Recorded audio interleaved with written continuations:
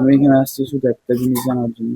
কালকে রাতে ওই যে ভাইয়াগুলা অনেকে ছিল, প্রায় 100 জন বা 120 জনের মতন এরকম শান্ত, ওদেরকে স্পেশালি থ্যাংক ইউ বলার জন্য। ওরা না থাকলে ঘটনাটা অন্যরকম হতে পারে। ওরা যখন আমাকে হ্যারাসমেন্ট করতে নিয়ে যাচ্ছে তখন আমি ওদেরকে বলছি ভাইয়া আপনারা আমার সাথে আসেন। ওরা আমার সাথে গেছে বিধায় ওরা অন্য কিছু করার ট্রাই করলেও পারে না। আর মেইনলি হলো যখন উনি আমাকে সিঙ্গির ভিতর তুলতে চাইছে তাই জন্য আমি অনেক ভয় পেয়ে গেছিলাম পুলিশটা। তো ওই জায়গায় ওই ভাইয়াদের যে যারা ছিল তাদেরকে স্পেশালি থ্যাঙ্কস।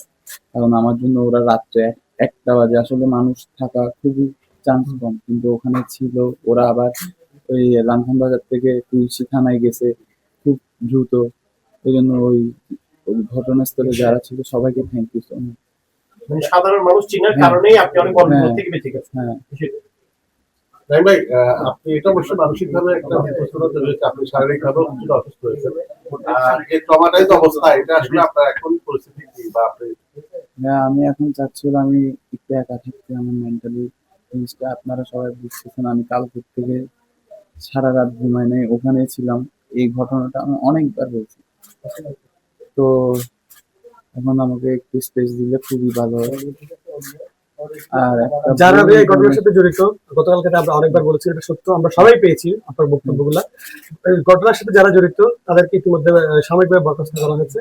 তাদের কি শাস্তি আপনি দাবি করবেন? সর্বোচ্চ শাস্তিটা আমি দাবি করবো, যেটা সরকারের নিবে, যেটা আইনগতভাবে আসবে, এটা সর্বোচ্চ শাস্তি, যাতে এই জিনিসটা ফিউচারে গিয়ে আর একটা মানুষের সাথে না হয়।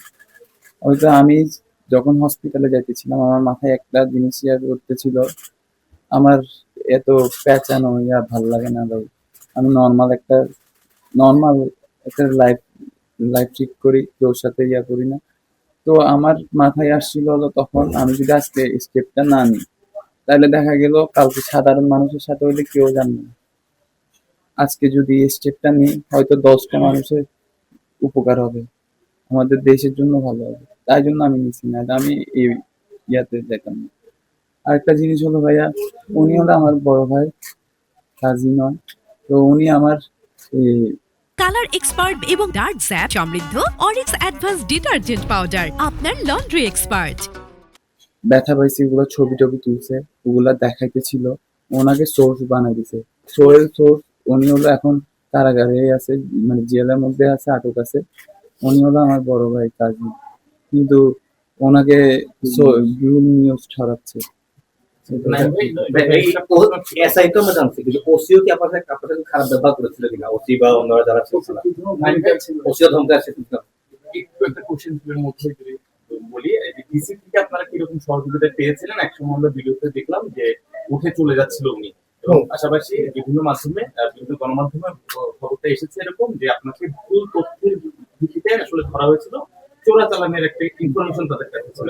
এবং আমরা যতটুকু জানতে পেরেছি আপনার সাথে যে ব্যাগেজ গুলো ছিল, এই ব্যাগেজ গুলো আজকে সকালে আপনি ফেরত পেয়েছেন থানা থেকে, গতকাল রাতে পেয়েছেন। সেক্ষেত্রে সবকিছু ঠিকঠাক আমি আপনাকে তল্লাশি করা হয়েছে? এই প্রশ্নটা আমি ক্লিয়ার করি। আপনার নিউজ আসতে পারে, আপনি কি করবেন? একটা তো রাইট ওয়ে আছে। যখন আপনার ধরেন একটা নিউজ আসছে এরকম এরকম আসতেছে, তো আপনি ধরে কি করবেন?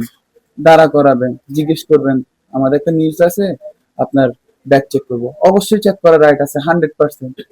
উনি তো আমার সাথে তো জিনিসটা এমন হয়েছে কিনা যখন ডিসিপি জানা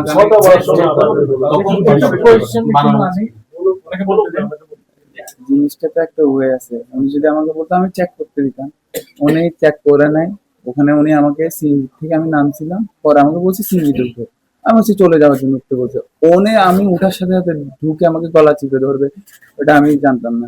তখন আমি খুব ভয় পেয়ে গেছি। ওরা আমার ওখানে ব্যাগও চেক করে নাই, কিছু চেক করে নাই, ব্যাগ গুলো নিয়ে আসছে থানায়। তখন ওসি আমাকে বলতেছিল, আমি ওনাকে পরিচয় দিছি। পরিচয় দেওয়ার পর উনি আমাকে বলতেছে চোখ নিচে নামাই কথা বল। এটা বলছে সাথে সাথে ওনার মোবাইলে একটা কল আসছে। কল আসার পর পরে যখন কথা হয়েছে এরপর বলতেছে ভাই আপনি বসেন। তখন ওরা শুট চেঞ্জ, ফার্স্টে কিন্তু অন্যরকম ছিল। আরেকটা জিনিস হলো ব্যাগ চেকটা, ওরা ব্যাগ চেক করতে বলে নাই, ব্যাগগুলো ওখানে ছিল সারা রাত। ওখানে ছিলাম। আমি আসার আগে প্রত্যেকটা জিনিস, আমার গ্লাভস, ব্যাট, হেলমেট, সব জিনিস, কাপড় চোপড় একটা একটা করে, একটা পিন থাকলে ব্যাগে সবগুলা বের করে ওদের সামনে দেখাইছি। তারপর আমি ব্যাগটা নিয়ে বাসায় আসছি, যাতে বলতে না পারে যে আমার ব্যাগটা চেক করা হয়নি। এটা রাতে উনি ডিসির সামনেই আমরা এটা করছি, ওনারা ভিডিও করছে, সিএনজিও চেক করছে, কিছু পাই নাই। তো উনি তো আমাকে যদি ওখানে জিনিসটা এত বড় হতো না, উনি যদি আমাকে খারাপ উদ্দেশ্য যদি না থাকতো, উনি আমাকে বললে তো আমি ব্যাগ চেক করতে দিচ্ছি। ভাই এখন তো দেশে অনেক হচ্ছে, চেকিং করে না, তো আমরা অনেকবার ধরছি, সবাইকে ধরে। তো আপনার একটা নিয়ম আছে তো ভাই, আপনাকে তল্লাশি নিব নেন, শেষ। উনি আমাকে তো ধরার আগে আমাকে করার চিন্তা ভাবনা করতেছে, গায়ে হাত দিছে। এই ওনার নাম কি? শফিক। এর সামনে আপনার ম্যাচগুলোতে কোনো প্রভাব কিভাবে ক্রস তৈরি করতে আপনি পারে? কোন কোন জায়গায় ব্যথা পাইছেন ভাই? শারীরিকভাবে আমি এখন মেন্টালি তোমরা কিছু স্পেস দিয়ে আমরা শেষ করি। থ্যাংক ইউ ভাইয়া। তামিম ভাই আপনাকে যোগাযোগ করছি হ্যাঁ, তামিম ভাই কি বলেছে? ভাইয়া তামিম ভাইকে আমি রাত্রে যেখানে এই ওরা তো আমার মোবাইল নিয়ে নিছে, আপনারা তো সবাই শুনছেন, আমি কি করে বলছি। যখন মোবাইল পাইছি সাথে সাথে তামিম ভাইকে কল দিয়েছে, উনি একবারে কলটা রিসিভ করছে, আমার জন্য খুবই উপকার হয়েছে ওখানে। উনি তারপর ওসির সাথে কথা বলতেছে, ওসি তখন মিথ্যা কথা বলতেছিল, আবার আমাকে দিকে চুপ করতেছিল। কিন্তু পরে বর্তিতে উনি বুঝতে পারছে, যখন ওরা মানুষজন আসছে, তখন উনি বলতেছে, মানুষরা বলতেছে ও তো পালানোর চেষ্টা করে নাই। আমি কেন পালাবো, আমার রং থাকলেও না আমি পালাবো। পরে সবকিছু ওরা ওখানে কথা বলছে, অফিসারকে সাসপেন্ড করার আগে ওরা ওখানে কথা বলছে না, ওনার কথা শুনে ওরা স্পষ্ট ভালোভাবে বুঝছে যে উনি মিথ্যা কথা বলতেছে, ওনার কথা একটার সাথে একটা মিল ছিল না। কালার এক্সপার্ট এবং ডার্ক স্যাপ সমৃদ্ধ অরিক্স অ্যাডভান্স ডিটারজেন্ট পাউডার, আপনার লন্ড্রি এক্সপার্ট।